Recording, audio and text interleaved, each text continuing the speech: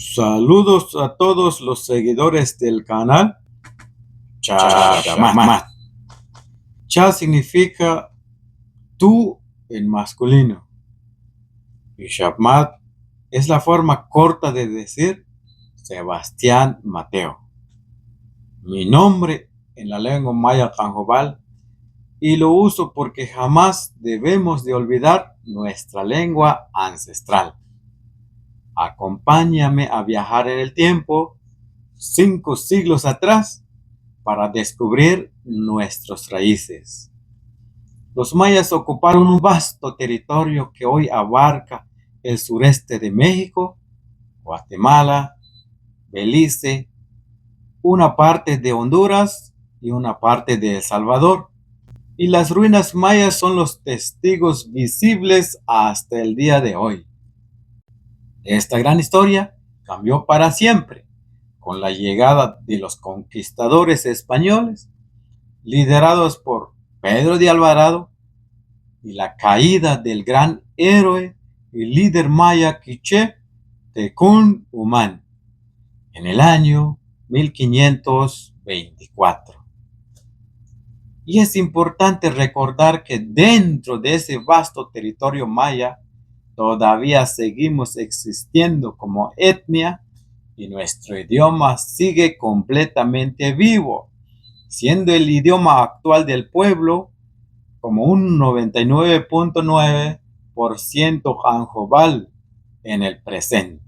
Acompáñame a descubrir los secretos de nuestra casa Jolom Kono, desde sus raíces prehispánicas hasta los enormes sacrificios que construir sus caminos. ¿Y cómo llegó a llamarse Santa Eulalia? Antes de la llegada de los españoles, nuestros ancestros llamaron a este lugar Jolom Kono, que significa cabeza del pueblo. Durante la colonización, los españoles buscaban agrupar a la población indígena para facilitar la administración y el control religioso, asignando en cada lugar un santo patrón. Fue así como en el siglo XVI trajeron la imagen y el nombre a través de la evangelización. El pueblo fundado por el nombre de Santa Eulalia alrededor de 1550. La fundación fue obra de los frailes mercedarios, quienes introdujeron el culto en esa región en honor a Santa Eulalia de Barcelona, España. Aunque el nombre oficial pasó a ser Santa Eulalia y trataron de borrar nuestra memoria, pero el plan de la corona fracasó. El pueblo nunca soltó su identidad y su lengua Canjobal. Y así se pudo mantener vivo el nombre de Jolom Kono. Este registro histórico se conserva hoy en los documentos de la Orden de la Merced, los Mercedarios, y también en el Archivo General de Centroamérica sobre la fundación de pueblos. Pero la historia nos dejó una leyenda local. Se dice que al llegar la caja que transportaba la imagen de la santa se volvió tan pesada que nadie pudo moverla. Los frailes interpretaron como una señal divina de que la santa quería quedarse en ese lugar exacto.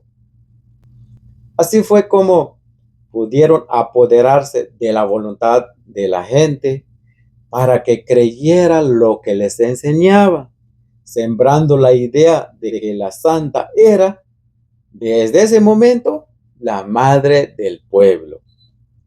Esa narrativa fue pasando de generación en generación hasta el día de hoy. Nuestros antepasados hacían lo que les ordenaba.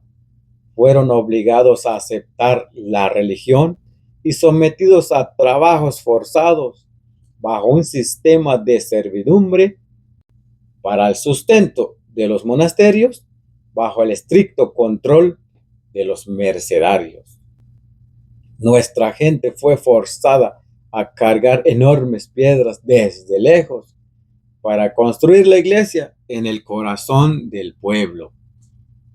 Los españoles necesitaban un templo imponente visible desde lejos para que todo aquel que lo viera sintiera el poder de la nueva religión y la obediencia a la corona española. Además, la iglesia funcionaba como el centro operativo para el censo y el control de toda la región.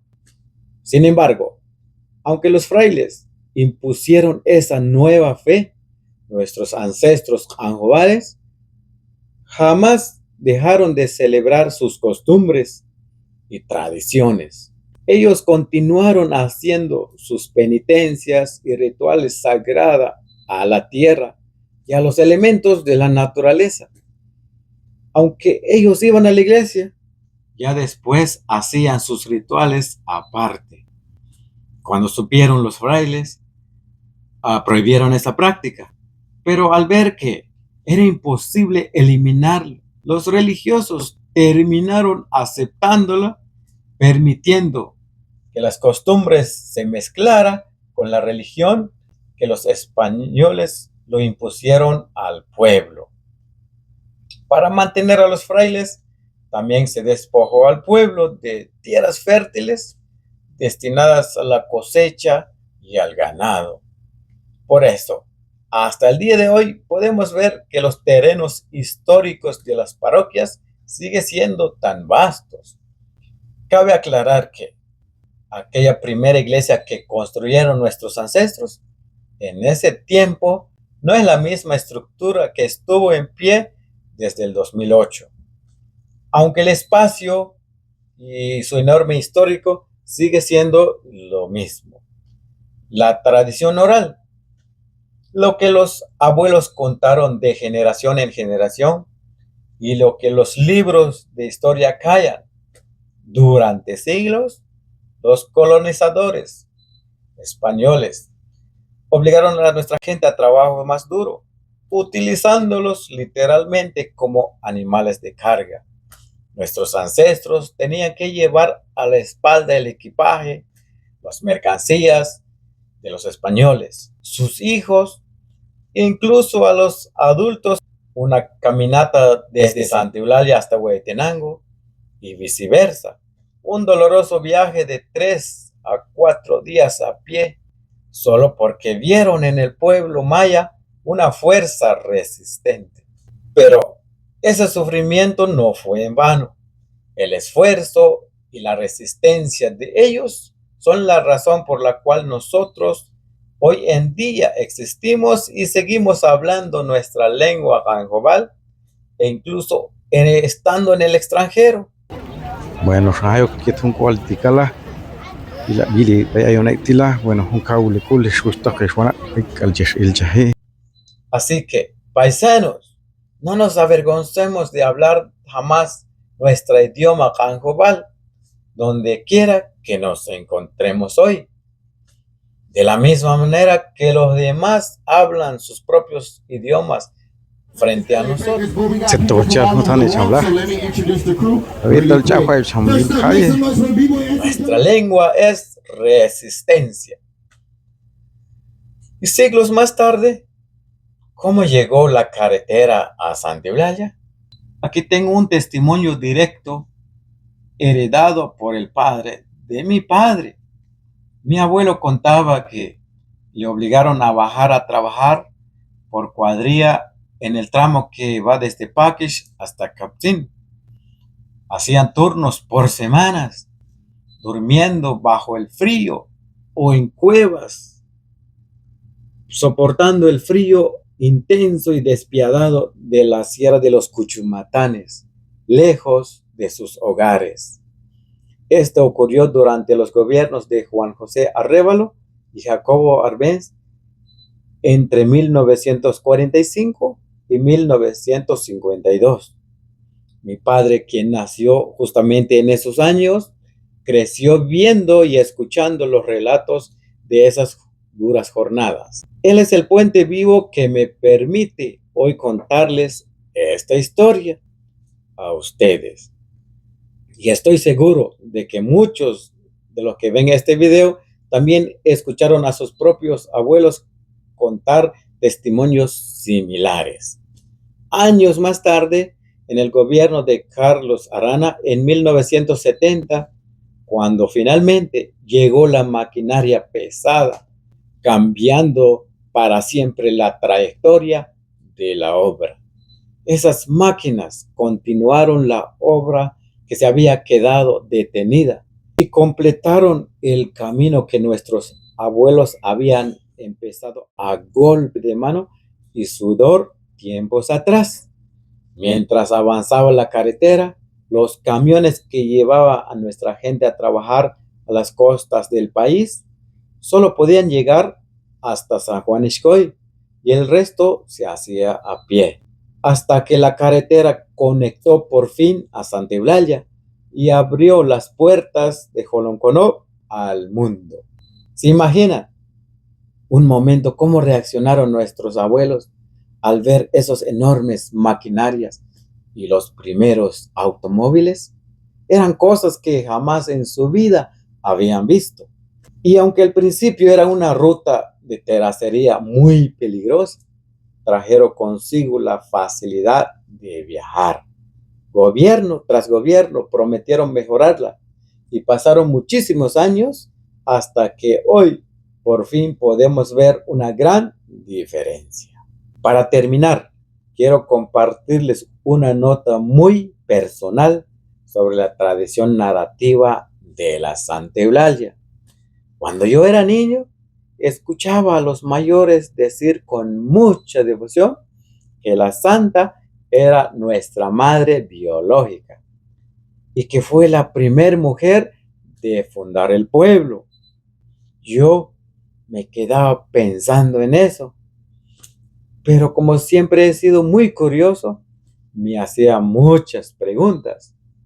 Si ella es nuestra madre, ¿quién es nuestro padre? ¿Y por qué se olvidó su nombre? ¿Y por qué solo ella es recordada? Algunos intentaron darme respuesta, pero la verdad no tenía mucho sentido. No fue hasta que yo me puse a indagar la historia y logré entender el contexto de la colonización española y el verdadero origen de la Santa, y que ella no existió como maya, sino tiene origen español. Así pude descubrir de todo lo que nos rodea. Este ha sido un breve resumen de nuestra gran historia como maya anjobales. Si te gustó este viaje al pasado, no olvides darme un me gusta al video y suscríbete al canal y compártelo para que nuestra memoria histórica nunca muera. Y antes de irme, te dejo una duda.